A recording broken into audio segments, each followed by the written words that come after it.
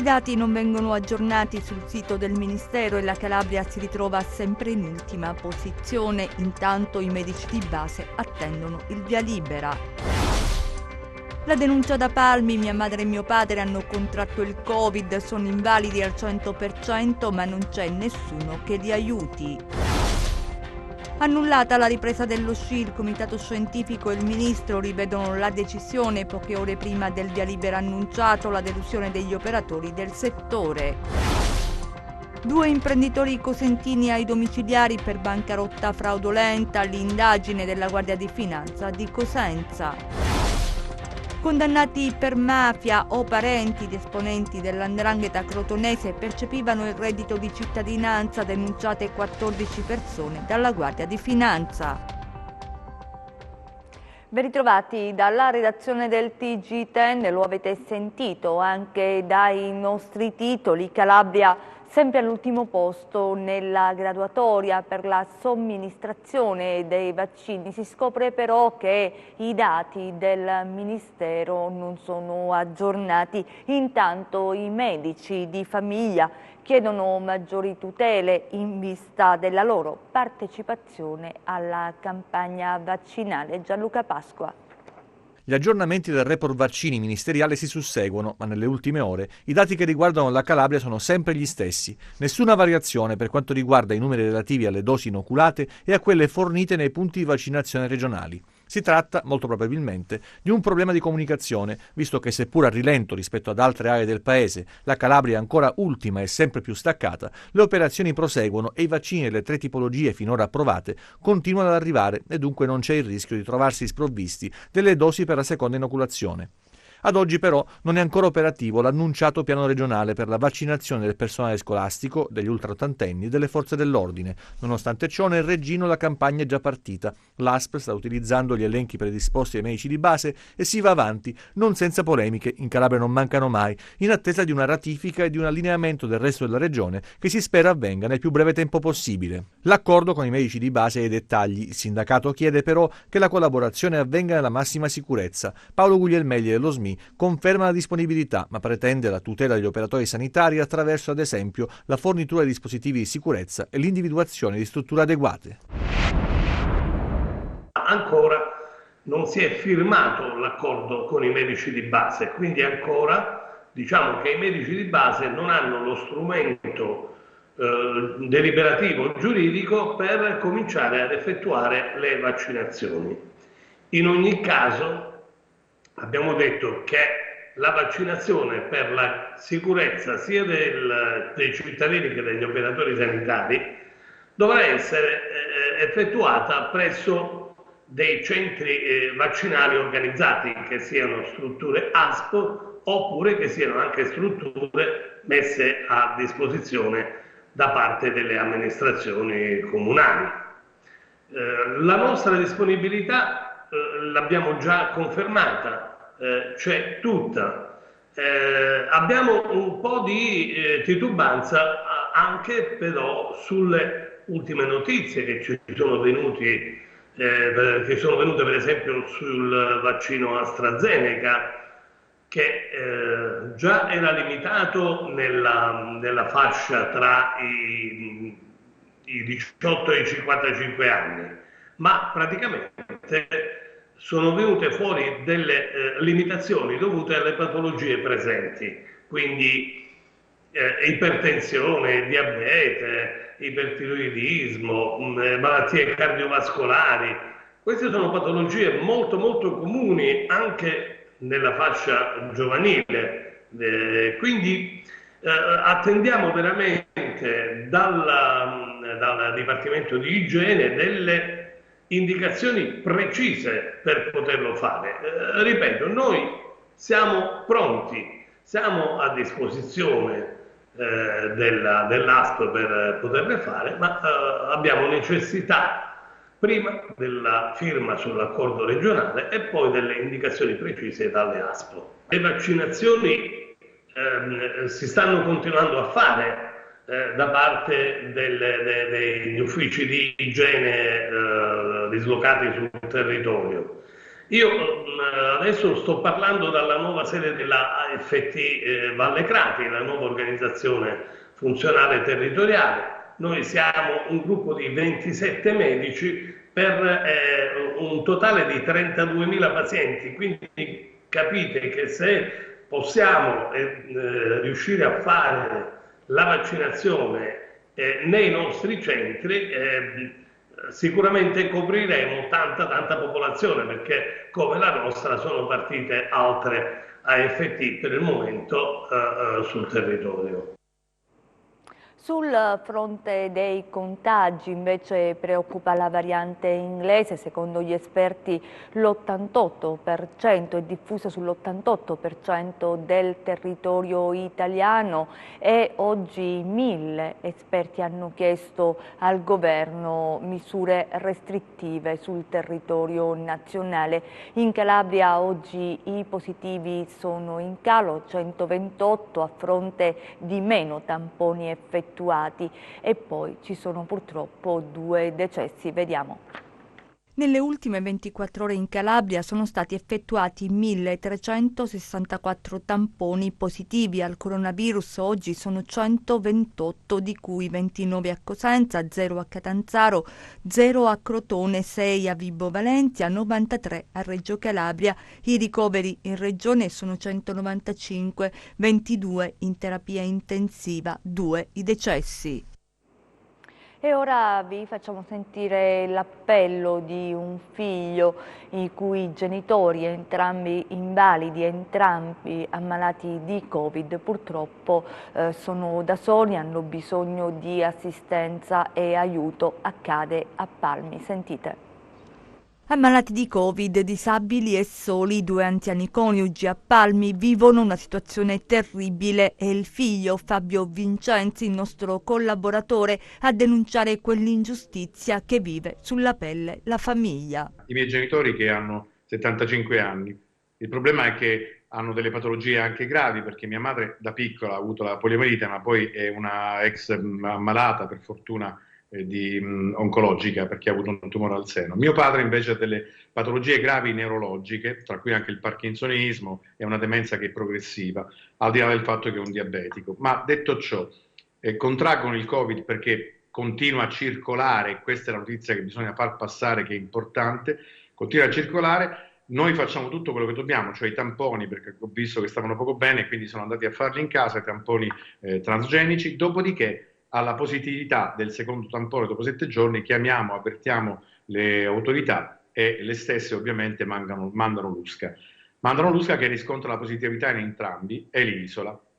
La verità è questa, che nessuno può più entrare in casa e mia madre non deambula e mio padre, soprattutto con la febbre che sta avendo, anche se minima, perché non hanno grandi problemi da un punto di vista, probabilmente sarà una carica virale bassa, però sragiona, nel senso che non ha una grande autonomia e mia madre ovviamente da disabile non può prendersi cura di mio padre, soprattutto perché ha un piano terapeutico complicato, ma poi basta pensare alla semplicità del quotidiano, nella somministrazione dei medicinali, così come a quello che poi viene richiesto di fare una differenziata addirittura per il Covid. Chi aiuta delle persone che hanno delle difficoltà oggettive in tal senso, se non è previsto, e siamo l'unica regione da quello che io so che non ha previsto alcun tipo di intervento assistenziale nei confronti dei disabili in caso di Covid, perché ho chiamato chiunque potevo chiamare ovviamente.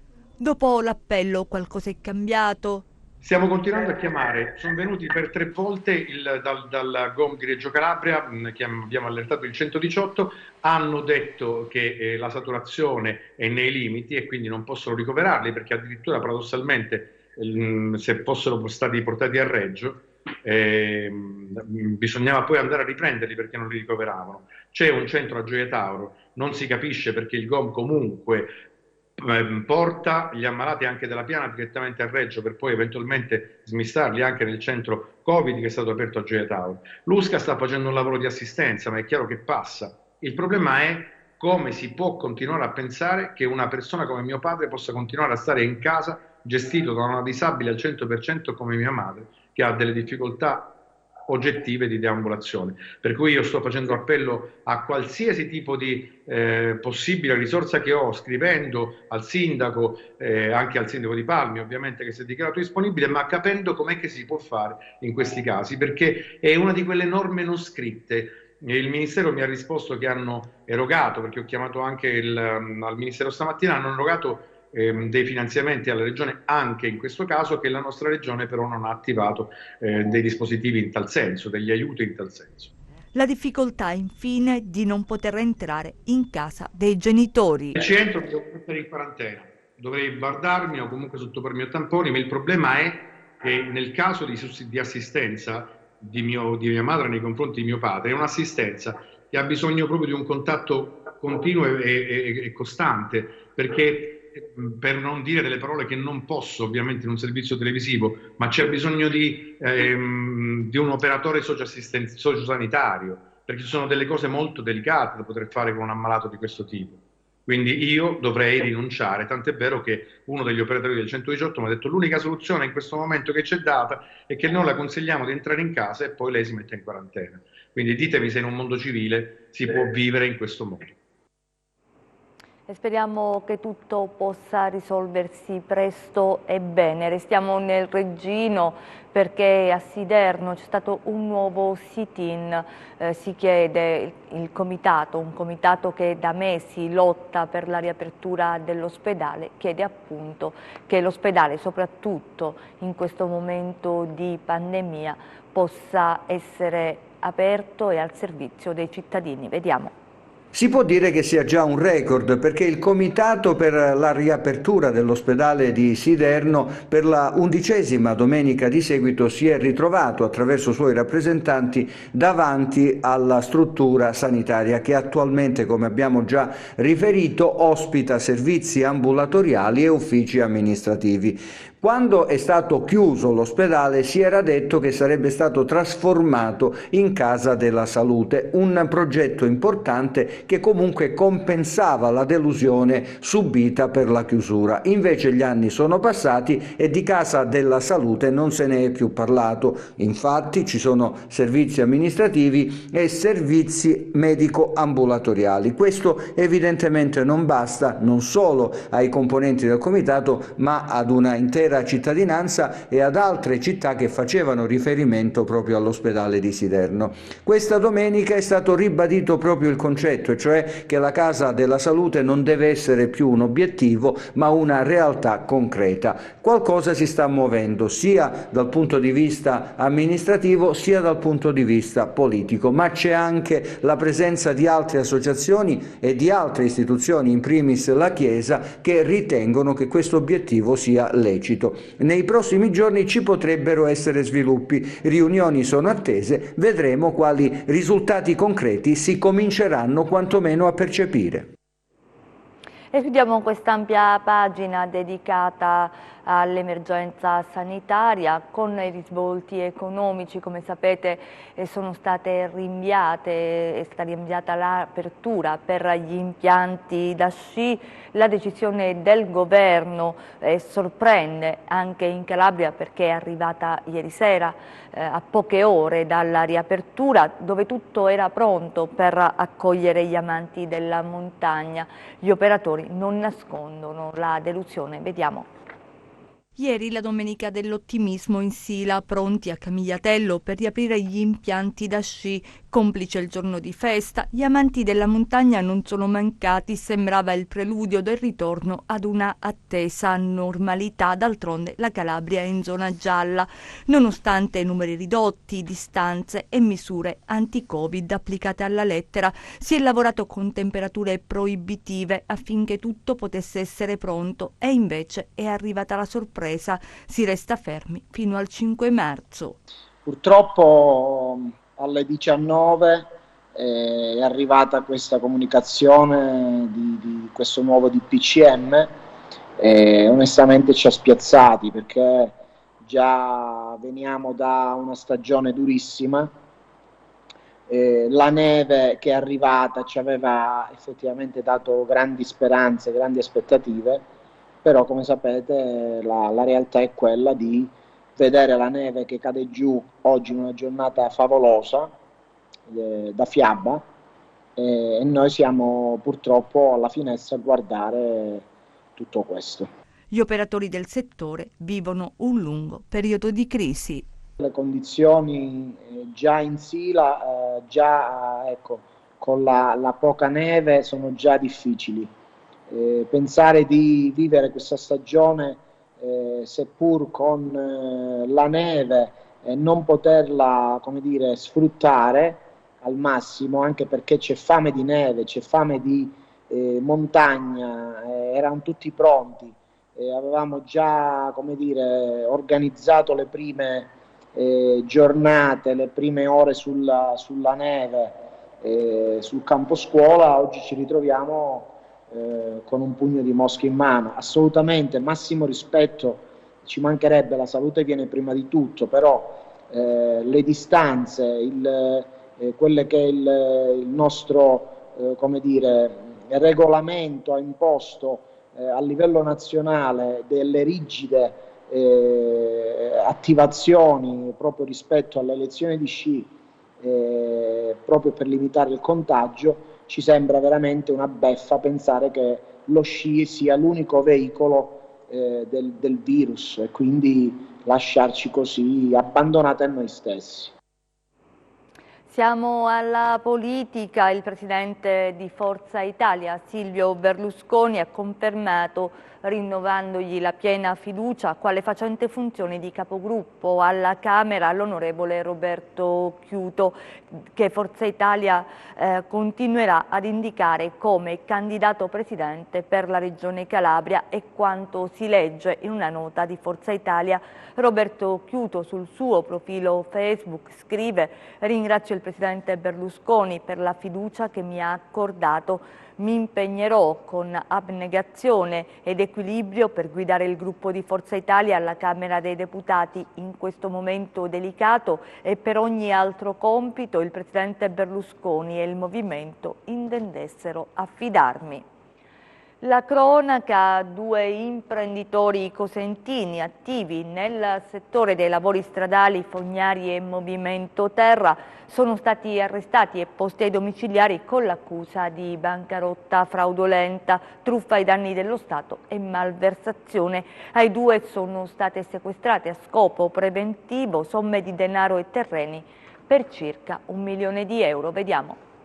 Sono indagati per bancarotta fraudolenta, truffa ai danni dello Stato e malversazione due imprenditori cosentini, Franco Ippolito e Maurizio Chiappetta, per i quali la Procura di Cosenza, diretta da Mario Spagnuolo, ha disposto la misura degli arresti domiciliari e il sequestro preventivo di beni per 1 milione di euro. L'indagine, che ha coinvolto gli imprenditori operanti nel settore dei lavori stradali, fognari e movimento terra, costituisce la prosecuzione di precedenti attività investigative svolte a seguito del fallimento di una società gestita dagli stessi imprenditori e nei cui confronti erano già state eseguite misure cautelari personali e reali. In particolare, nei confronti di 2 delle 6 persone indagate, il GIP del Tribunale di Cosenza ha disposto gli arresti domiciliari con divieto di comunicazione con persone diverse da quello con loro coabitanti, unitamente al sequestro preventivo di somme di denaro e terreni siti nei comuni di Rende e Torano, profitto dei reati contestati per un ammontare complessivo di circa 1 milione di euro. L'odierno sviluppo investigativo è stato condotto dalle Fiamme Gialle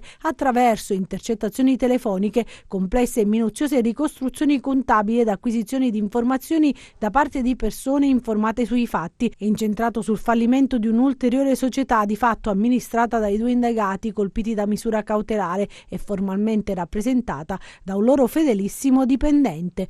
Le condotte illecite perpetrate attraverso contratti di cessione e locazione di beni e rami d'azienda senza corrispettivo, stipulati con diverse imprese intestate a parenti diretti degli arrestati, consentendo la distrazione e la dissipazione del compendio aziendale. La spregiudicatezza e la gravità delle condotte di bancarotta accertate, la loro reiterazione nel tempo e il concreto pericolo che potessero essere nuovamente commesse da parte dei 2 arrestati hanno consentito di richiedere e ottenere i provvedimenti cautelari oggi eseguiti dalle Fiamme Gialle cosentine.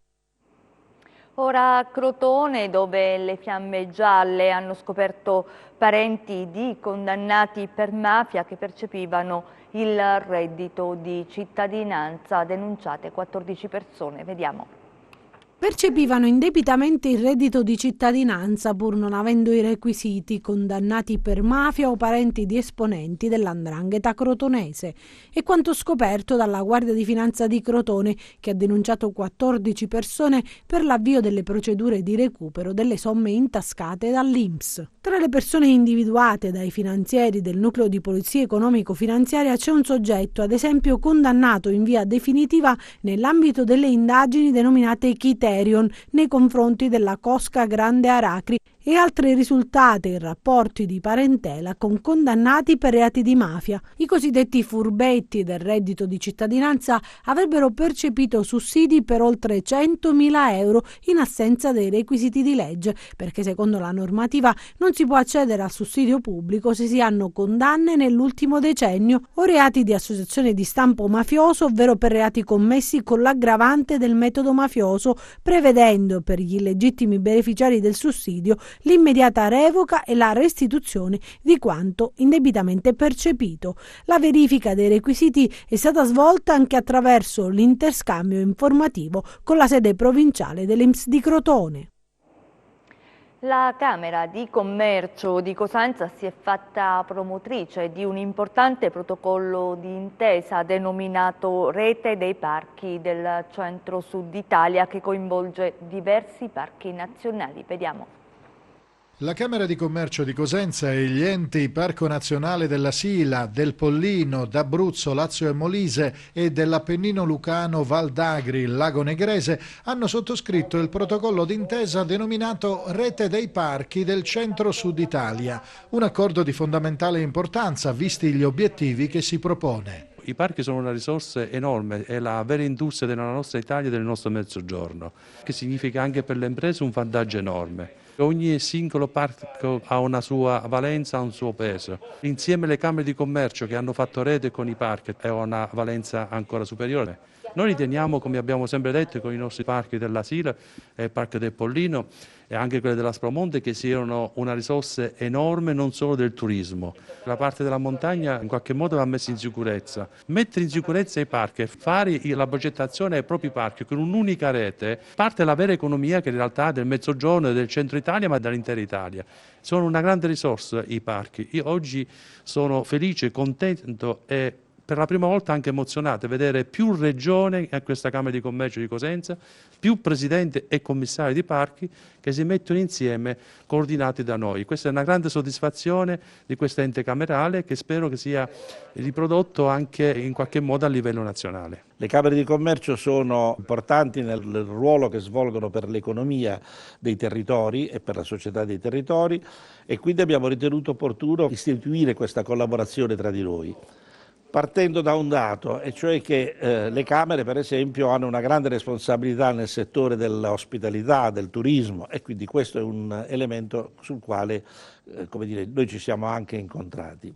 Il protocollo d'intesa è l'ennesimo atto di un percorso virtuoso di trasparenza e servizi innovativi per le imprese, messo in atto con Open Camera Cosenza dal presidente Klaus Algeri fin dal suo primo mandato e che ha portato l'ente camerale a diventare un vero e proprio modello Camera Cosenza. È lunedì grasso, in tempo di pandemia, carnevale sottotono, Castrovillari, dove c'è una tradizione importante, non ha voluto rinunciare. Vediamo. Il Covid ha limitato ma non ha fermato il carnevale per i bambini. Il carnevale è fatto di mascherine variopinte, coriandoli colorati, vento che gioca con i capelli imbrattati di schiuma e stelle filanti, gote arrossate dalla corsa. Tutte attività incompatibili con le mascherine non colorate ma chirurgiche di protezione, distanziamenti igienizzanti. Il carnevale 2021 ha un sapore diverso dal solito per colpa della pandemia, ma questo non ha confermato ai tanti bambini che domenica mattina a Castrovillari sono scesi in strada con la loro maschera.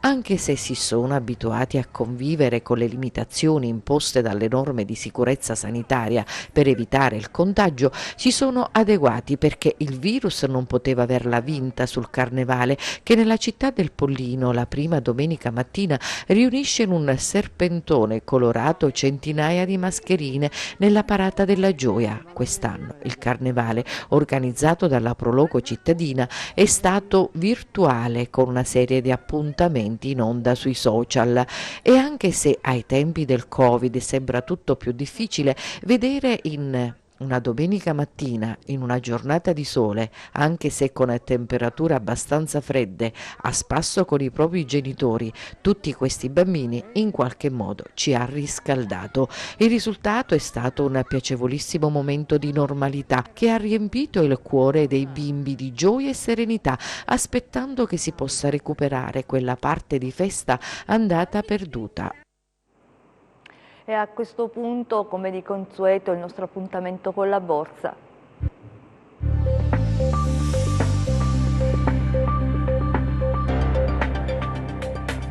Giornata positiva per le borse europee, spinte dall'ottimismo sulla ripresa dell'economia mondiale, mentre Wall Street è rimasta chiusa per la festività del President Day. L'azionario globale continua a beneficiare delle scommesse sull'arrivo di nuovi stimoli, dei progressi nelle campagne di vaccinazione e del rallentamento dei contagi, nonostante le incognite legate alle varianti del virus. Dall'agenda macroeconomica sono giunti i dati di dicembre sulla produzione industriale dell'Eurozona, in calo dell'1,6% su base mensile dello 0,8 anno su anno. Focus sulla riunione in videoconferenza dell'Eurogruppo, a cui parteciperà anche Christine Lagarde, mentre domani si riuniranno i ministri dell'Ecofin. Per quanto riguarda l'Italia, Moody's prevede che l'esecutivo guidato da Mario Draghi avrà probabilmente un sostanziale successo iniziale, soprattutto per quanto riguarda l'uso efficace dei fondi dell'Unione Europea, con implicazioni positive di breve termine sul credito.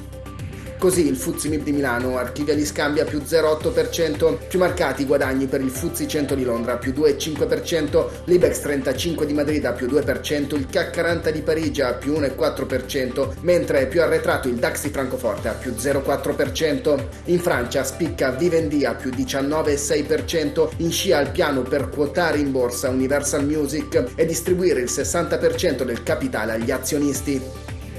Nel frattempo sul Forex l'euro-dollaro è poco mosso a 1,213, mentre il dollaro-yen risale a 105,35. Tra le materie prime avanzano le quotazioni del greggio, con il Brent a più 1,5% a $63,4 e il VTI a più 1,4% a $60,3. Sull'obbligazionario il BTP Bund rimane a 90 punti base, con il rendimento del decennale italiano allo 0,52%.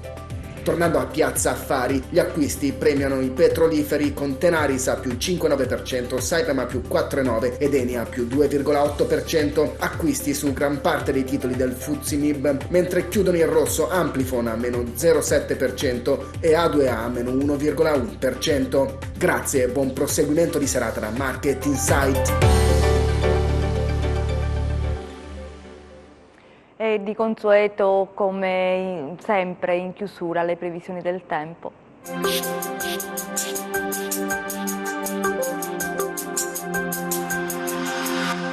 L'inizio della settimana sarà caratterizzato da clima molto freddo su tutta la regione, con il raggiungimento di picchi decisamente notevoli in montagna, intorno ai meno 15 gradi. Le temperature saranno molto basse su tutta la regione, non solo sui monti, addirittura sui litorali ionici non si escludono deboli nevicate. L'afflusso di aria gelida proveniente dalla Siberia terminerà nella giornata di mercoledì per l'estensione da ovest di un promontorio anticiclonico che favorirà una fase stabile per diversi giorni, con graduale e progressivo aumento delle temperature. Domani cielo generalmente sereno o poco nuvoloso, nel corso della giornata possibili addensamenti su Sila Crotonese senza fenomeni di rilievo. Temperature in graduale aumento, sempre in un contesto di clima molto freddo. Domani mari mossi con venti moderati di direzione settentrionale. Per essere sempre aggiornati sull'evoluzione delle condizioni meteo, vi rimando oltre al nostro sito www.meteoincalabria.com anche alla nostra pagina Facebook Meteo in Calabria. Ci fermiamo qui, grazie per essere stati con noi, grazie in regia Michele Cava, in messa in onda Giuseppe Costanzo, noi vi auguriamo un buon proseguimento.